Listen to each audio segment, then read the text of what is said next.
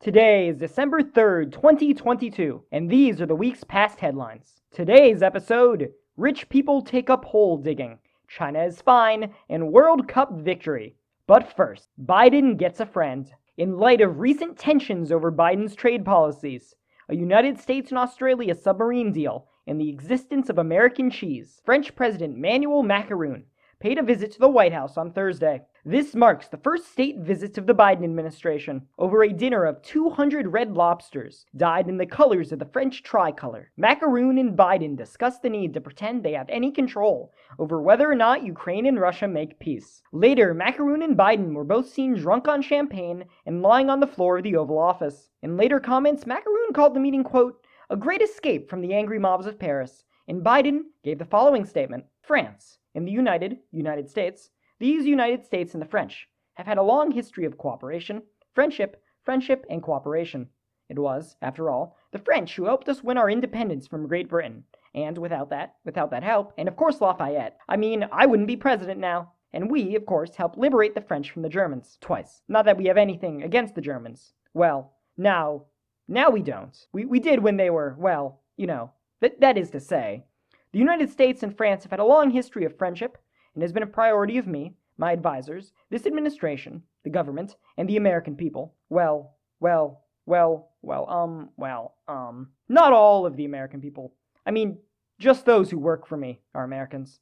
Except Paul. Paul, come out here. Paul was born in France, but I like to call him our resident Frenchie. I think he likes that term, but we treat Paul as an American. Not that we wouldn't treat him nicely, 'cause he isn't. I think I treated you well, Mr. Macron. So anyway, it is to say my administration is very excited to work with Mr. Macron. Across the Pacific in China, nothing is happening. Our reporter in Beijing, Larry Matthews, has sent us an email explaining more. It is the 29th of November as I am writing this, and it is safe to say nothing at all is happening in China.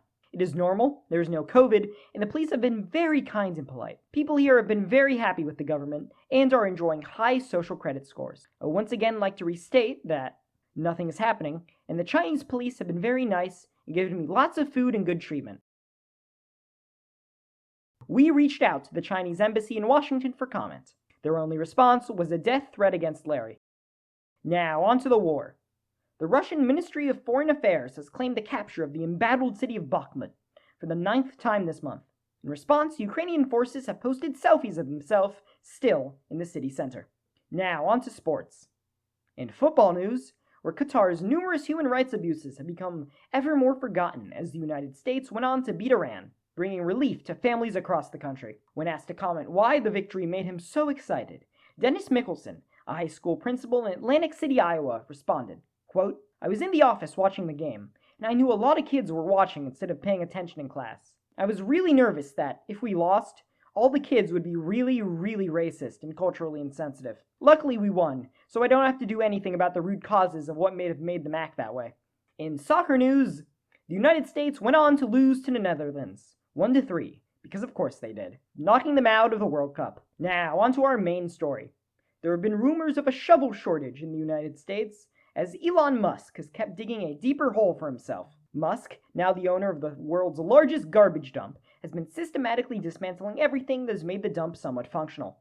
Along the way, he has dug one of the deepest holes in modern history, $300 billion deep. When asked recently about his reasoning in making such a purchase, he responded, quote, "compensation." That's all the news, folks. Now get on and do something productive with your lives.